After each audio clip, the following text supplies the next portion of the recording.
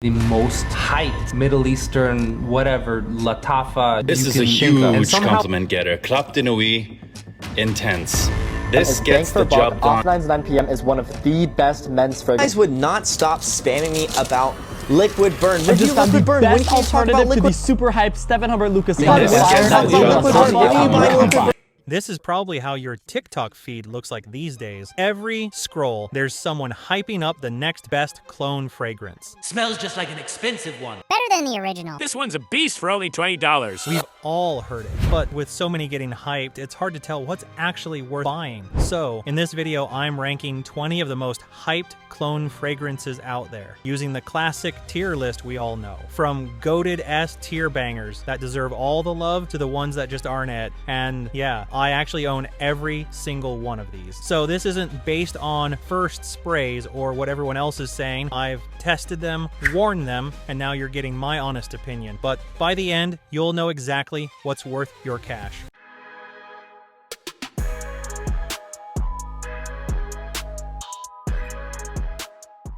Alright, first one on the list, number 20, Afnan Supremacy Collector's Edition. The scent screams luxury with its smooth, fruity, woody blend, and it's an absolute compliment magnet. Performance is beastly too. Expect it to last all day and announce your presence. I've been myself hyping this one in my channel, and for me, no question here. It goes straight to S tier. Next up, number 19, Lattafa Asad Zanzibar. This one really caught my attention the first time I wore it. It has this laid-back, tropical vibe that still manages to feel grown and put together. Once it settles, you start picking up a mix of spicy notes, a creamy coconut touch, and a soft, powdery iris that smooths everything out. It's warm, inviting, and just different enough to stand out in the sea of clones. Solid performance, unique character. For me, Asad Zanzibar is a clear A-tier fragrance. Alright, we're just getting warmed up. These first two already set the bar high, but the next one, it's for those of you with a serious sweet tooth. Number 18, Kismet Angel by Maison Alhambra. This one leans full-on gourmand.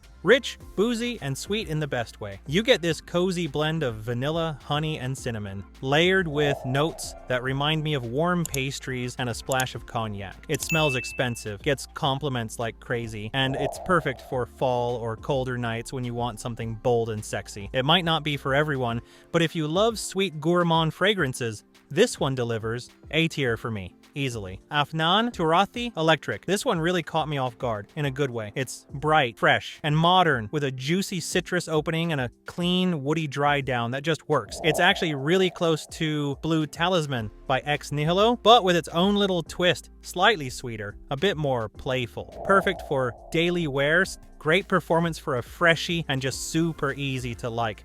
For me, it slides comfortably into the A tier. Alright, shifting gears now, number 16 is Lattafa Camra. Of course you've heard about this one. It's probably the most hyped clone fragrance of the past 5 years. For those who still don't know what it smells like, it's sweet, spicy, and warm, with this boozy dessert vibe that's heavy on cinnamon, praline, and vanilla. But here's the thing. While it does smell nice, it can get too sweet, too thick, especially compared to other Angel's Share dupes. And let's be honest, almost everyone seems to be wearing it now. So the uniqueness is starting to fade. Don't get me wrong, it's still a compliment magnet, but that slightly cloying vibe and the overhype knock it down a bit. That's why I'm putting Camra in B tier. Great scent, just not as balanced or special as the hype suggests. Coming in at number 15 is Lattafa Bade Al Oud, Oud for Glory. This one's a bold attempt at cloning Inizio's oud for greatness, with a dark, smoky oud and a heavy dose of saffron. It's loud, intense, and definitely makes a statement, especially in cold weather or formal settings. But here's the thing. While it smells impressive at first, it lacks the refinement of the original. The opening feels a bit harsh and synthetic, almost like it's trying too hard to be dark and mysterious. The dry down is smoother, more enjoyable for sure, but the performance doesn't match the drama. Longevity is decent, projection is okay, but it's not the powerhouse the bottle suggests. So for me, it's a solid effort, just not the ultimate oud experience it wants to be. I will place this one in B tier. Next up, Rasasi Hawass Ice. Now this one doesn't get as much attention as the original Hawass, but honestly, it deserves more love. It keeps that sweet aquatic DNA people enjoy, but adds a chilled, citrusy twist that feels fresher and lighter. Perfect for hot days, casual wear, or just when you want something clean and refreshing without being basic. And it still has that compliment factor. It's easy on the nose and easy to like. Not groundbreaking, but super solid.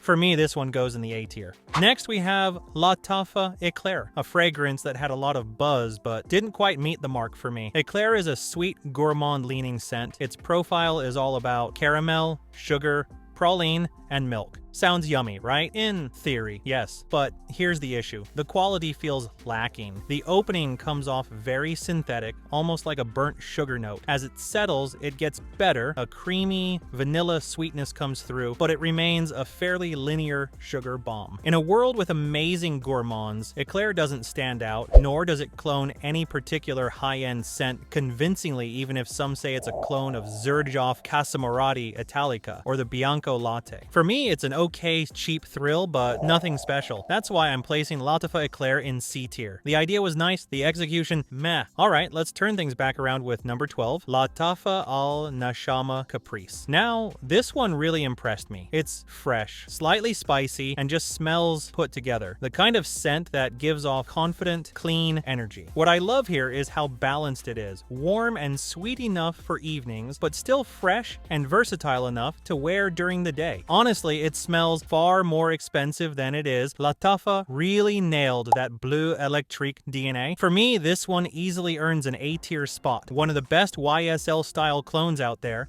and a personal go-to when I want that confident, easy to wear fragrance. Alright, we're officially halfway through the list. Next one is Armaf Club de Nuit Précieux. Now, we already had another Aventus Absolute clone on this list, the Supremacy Collector's Edition, and that one landed in S tier. Honestly, this doesn't fall far from it. This one feels smooth and well blended, and it lasts all day with strong projection. It's one of those fragrances that just smells put together and leaves a lasting impression. Easily one of Armaf's best releases, S tier without hesitation. Next fragrance is Afnan, 9 p.m. This one is a straight up crowd pleaser. It's sweet, playful, and super easy to enjoy. Perfect for evenings out, dates, or whenever you want to smell inviting without overthinking it.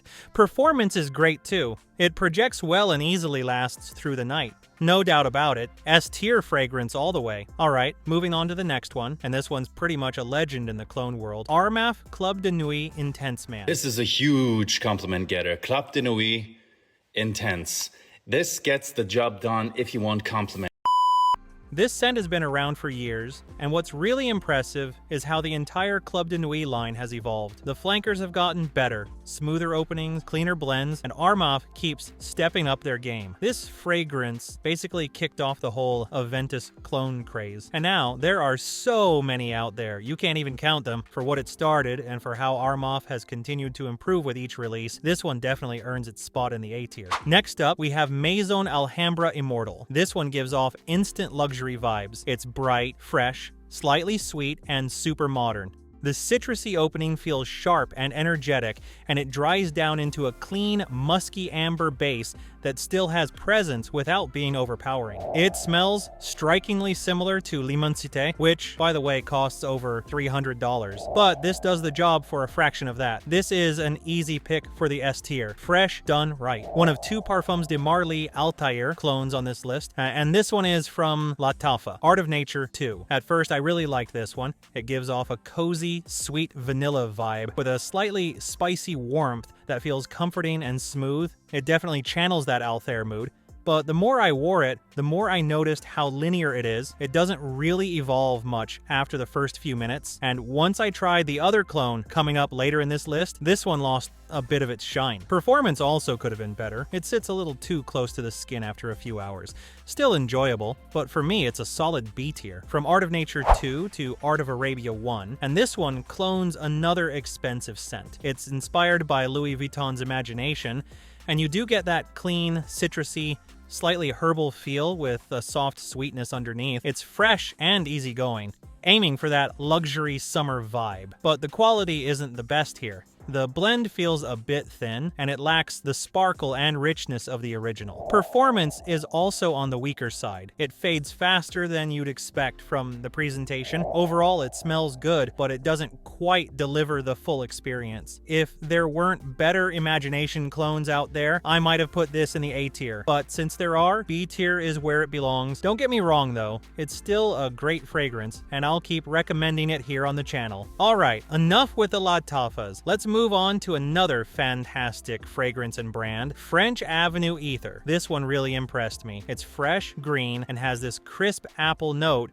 that makes it super uplifting right from the start. There's also a soft woody base that keeps it grounded and clean. It's clearly inspired by Parfums de Marly's Greenly, and honestly, it pulls it off really well. Smooth, classy, and surprisingly natural smelling for the price. Versatile, office safe, and just an overall easy reach. For me, this one lands comfortably in the A tier, and I think we can all agree on that. Alright, the next one was a big disappointment, and I will tell you why. This is Maison Alhambra Nouveau. I was genuinely excited for this one. I love Louis Vuitton's Nouveau Monde, and after how good Jean Lot's Immortal was, I had high expectations. But when I sprayed this for the first time, it honestly felt like I just sprayed one of the most synthetic smelling fragrances I've ever tried in the clone world. The concept was there, but the execution really missed the mark. If you had a better experience with this one, let me know in the comments. Maybe I just got a bad batch. But for me, and until then, this goes straight into the D tier. Alright, we've made it to the final three, and this one is French Avenue Liquid Brune. I won't talk too much about this one, because if you've been following my channel, you already know I've been praising it non-stop in almost every video. It's smooth, creamy, spicy, and just incredibly well done for a gourmand clone. One of the best clones overall. Great performance, addictive scent, and an easy S tier pick for me. The easiest decision out the 20 we have today. Next one is Zimaya Sharaf Blend. This one had a lot of hype around it as another Angel's Share style fragrance. Sweet, spicy, boozy, and warm. And yeah, it definitely delivers that vibe. It smells nice, very cozy and inviting, but it's a bit more linear than I expected. After the first few minutes, it doesn't really evolve much. Also, performance is just okay. Not bad, but not great either. It's enjoyable, but next to other options in this category, it just doesn't fully stand out. So for me, it goes in the B tier. And finally, Amir Al Oud Intense Oud. This is one of the most hyped budget oud fragrances out there. And honestly, it earns it. You get a bold, smoky sweetness with a touch of spice and that rich woody base that gives it depth and character. It smells far more expensive than it is and works especially well in cold weather. Performance is solid, long-lasting with a noticeable trail, and it definitely gets people asking what you're wearing. For the price, the vibe, and the impact it creates, this one deserves a spot in the A tier, definitely. Okay guys, that's it for this video, but I've got more hyped clones on the way, and I'll be ranking them in part 2. So make sure to subscribe so you don't miss out, and drop a comment below. And if you want to see the 10 best clones in my collection right now, go watch this video right here. See you in the next one.